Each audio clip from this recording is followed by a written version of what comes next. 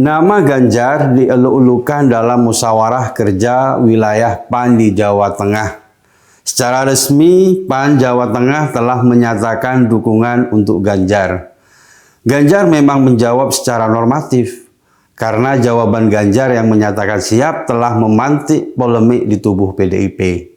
Maka jawaban normatif Ganjar itu telah cukup untuk dipahami. Dukungan dan bentuk apapun pastilah sangat berharga bagi kandidat yang hendak berlaga pada Pilpres 2024. Dalam Pilpres sebelumnya, PAN selalu berada di gerbong Prabowo.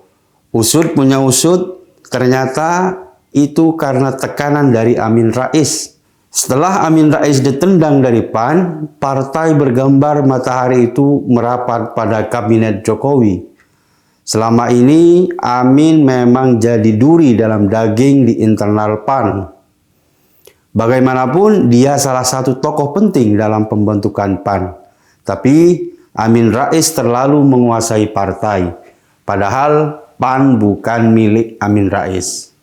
Keputusan untuk melepas Amin adalah langkah cemerlang PAN. Dengan begitu, PAN bisa merapat ke kabinet Jokowi.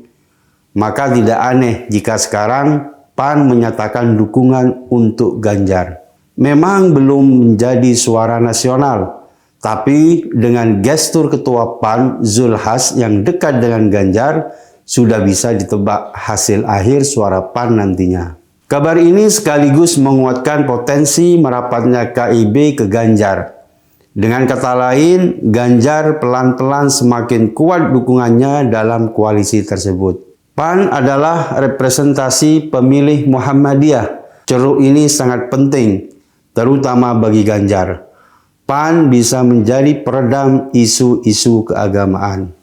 Jika Ganjar mampu menyatukan suara Nahdliyin dan Muhammadiyah, maka potensi serangan isu agama bisa diblokir. Tinggal kelompok radikal yang kemudian akan merapat ke Anies.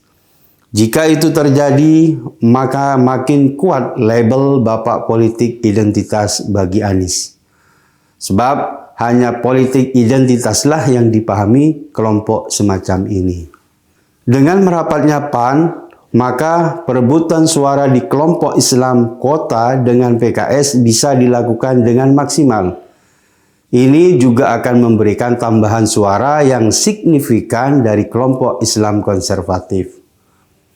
Kabar ini tentu membuat Anies panas dingin, sebab sebelumnya PAN selalu ada di kelompok sebelah, dan itu cukup membuat suara di wilayah Jabar dan Sumbar selalu bulat ke figur Islami.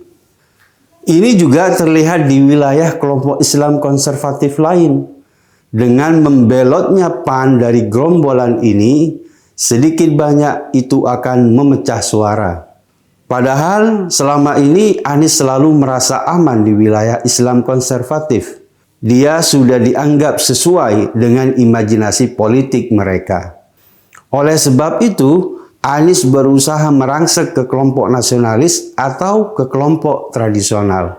Fokus pertarungan Anies di Jateng dan Jatim. Karena di Jabar dia merasa telah kuat. Dengan membelotnya PAN, otomatis Anies tak bisa santai-santai lagi. Merapatnya PAN ke Ganjar memang masih parsial, belum merupakan suara bulat partai. Tapi jika nanti keputusan mereka adalah mendukung Ganjar, maka Anies tiba-tiba akan sesak nafas.